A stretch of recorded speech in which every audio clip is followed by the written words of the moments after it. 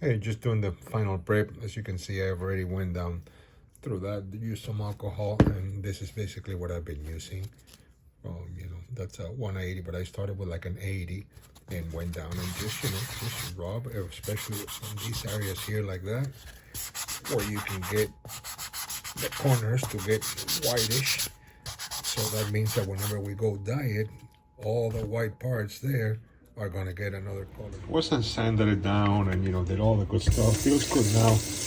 Before going in there, I do one final little, and it's try to take any of the grease. A lot of the people use like the big stainless steel pans and stuff, and guys, I use the disposable. This one I've used one time, so I'll use it a second time, and after that throw it away and get these. If you want a little bit larger, that's it, but they work. So the first thing that I do is I make sure that I measure the amount of water to make sure that it's covering the whole bag, like that.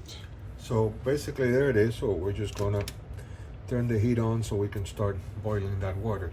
These little aluminum pans, they're so thin, it boils pretty quick. So remember, once you clean it, try not to touch it too much. So that's what I got going on for colors. So I was thinking of doing the blue with some of the gray, maybe try to get some of, I don't know, lightish bluish cement color, or maybe I'll just, not too much, probably maybe like a cap or half a cap or so. Then, of course, if you use any material like this, make sure that if it's a spoon, that it's like a stainless steel spoon. So this is called forest gray. So an easy way of knowing what kind of color we're coming with this is when we do that. So as you can see, it's a very, very light gray. But we're definitely gonna hit it with some purple. So let's see what that's gonna come up with. This might be a disaster, but hey, the only way of knowing is by trying. So let's see. Ooh, there we go. There we go. Now that's a little purple monster right there. So you know what? Purple it is. So I got this rolling boil, so that's it. Just dunk it in there nicely. And of course, let it. Let it get some color going. Let's change it. Go.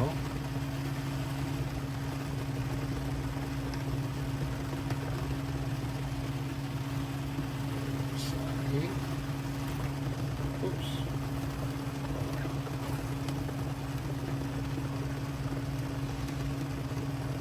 Let it cook. There we go. Already getting a different hue from that other blue that it had. And I didn't put a lot of dye, so it's not going to get too dark, which it's on purpose. If I really want to get it darker, I would have put a lot more purple, but then it was going to get too dark, and that was not what I'm looking for. This is more what I was looking for, which is the purple with a little bit of that forest gray. So, oops, kind of like a cement color, not really cement color, it's kind of like a bluish, but you get the picture. Let's leave it a little bit more in there.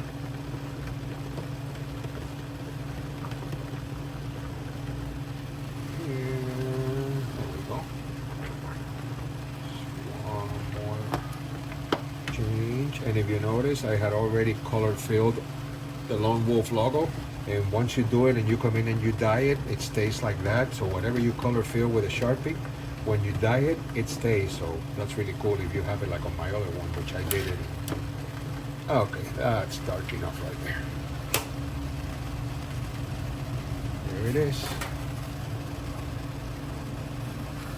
So now I'm gonna hit it in here. And I'm gonna go ahead and set it up. A little bit of hot water to take the extra dye out of there. So set up and oh yeah, it came out like a really nice navy, almost navy blue, royal. Very nice. I like it a lot.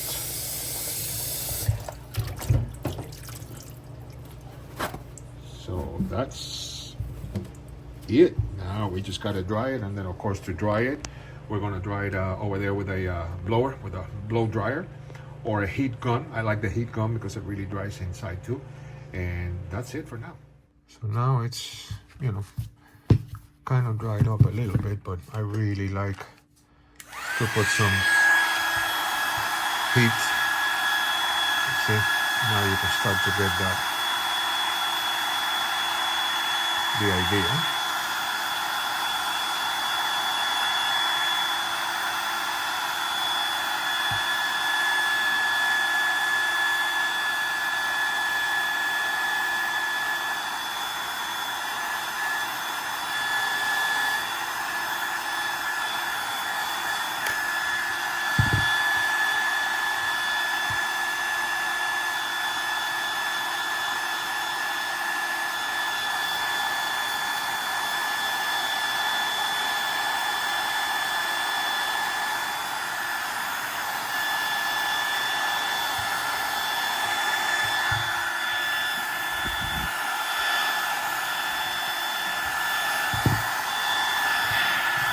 Back strap action.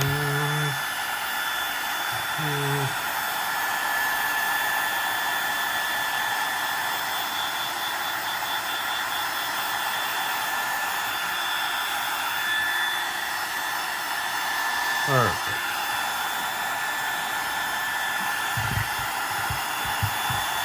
That's beautiful. Because this way now I'm getting all that other.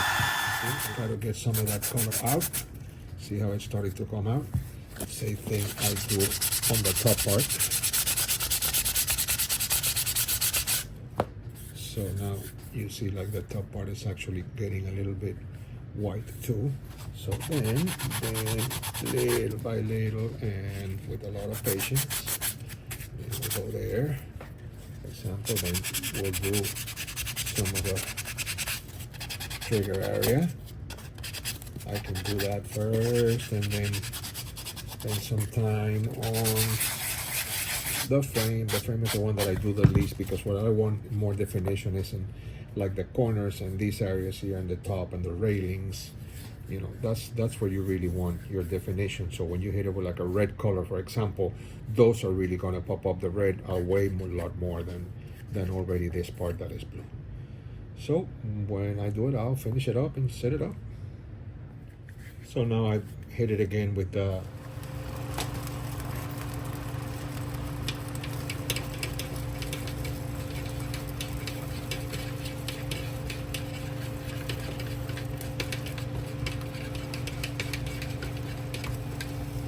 it's not too much, so it won't be overwhelming. Hopefully it won't be too dark. Maybe it is, but the worst thing that can happen is that I get so dark that at the end of the day I'll just dye it black and I got a black gun. So not the end of the world, one way or the other. Again, I'm using those things that are $1 and use them 2 times, throw them away. Like this one I already used a couple of times, you see it inside. So I only use it a couple of times because after that then they actually break. I have already one that started leaking. So, okay, we're getting that hard boil again, so I think we're ready to get in. Let's see what happens. But, you know, let me try. I like to get it really hot in there. That's good enough. Let's get you in there. Come on.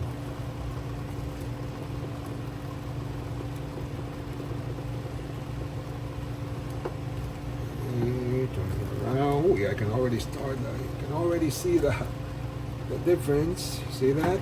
Wow. Wow, cool. Look at that.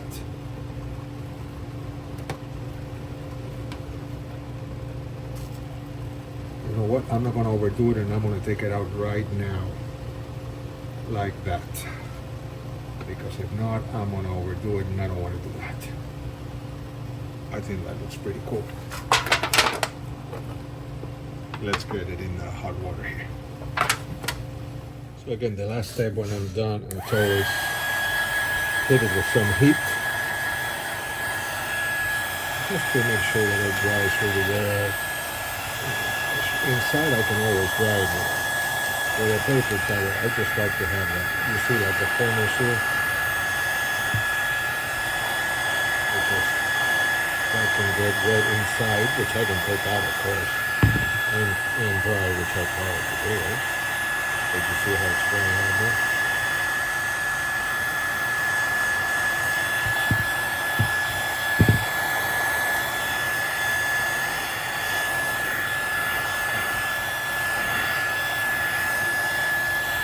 That's it.